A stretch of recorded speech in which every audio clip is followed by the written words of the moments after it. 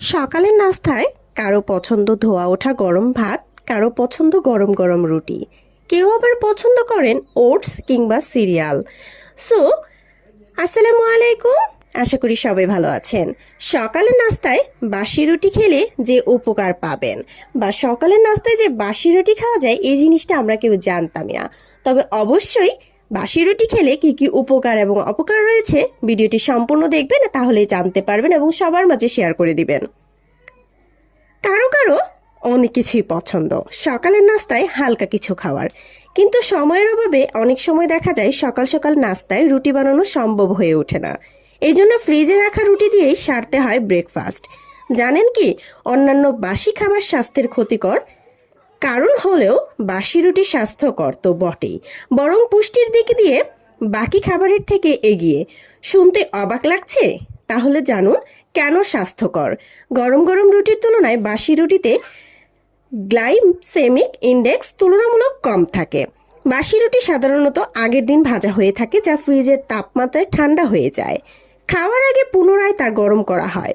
সব মিলিয়ে ঠান্ডা গরমের মিশ্রণে রুটির কার্বোহাইড্রেটের গঠন বদলে যায়, যা চিনিতে পরিণত হতে বেশি সময় লাগে। ফলে সকালবেলা হুট করে রক্তের চিনির পরিমাণ বেড়ে যায় না। এই জন্য সকাল সকাল কাজে গিয়ে দ্রুত মনোযোগ বসানো সম্ভব হয়। হজমে কি সাহায্য করে? সারা রাত ঠান্ডা হওয়ার পর পুনরায় গরম করা রুটিতে কার্বোহাইড্রেট ভেঙে যায়, ফলে সহজে হজম করা সম্ভব হয়। এছাড়া বাসি রুটি পাকস্থলীর উপরও চাপ কম ফেলে। তবে স্বাস্থ্যকর ব্যাকটেরিয়ার জন্ম কিভাবে? সারা রাত ধরে বাসি রুটিতে জন্ম নেয় ব্যাকটেরিয়া। তবে রুটিতে জন্ম নেওয়া এই ব্যাকটেরিয়া কিন্তু খারাপ ব্যাকটেরিয়া নয়, বরং গাজন প্রক্রিয়ায় জন্ম নেওয়া এই ব্যাকটেরিয়া মাইক্রো অর্গানিজম বৃদ্ধিতে সাহায্য করে। এই ব্যাকটেরিয়া পাকস্থলীতে গিয়ে হজমে সাহায্য করে। পুষ্টিগুণ একই থাকে নাকি? ভাবতে পারেন বাসি রুটি যখন এত কিছু করছে তখন নিশ্চয়ই পুষ্টিগুণে কোনো রকম সমস্যা রয়েছে।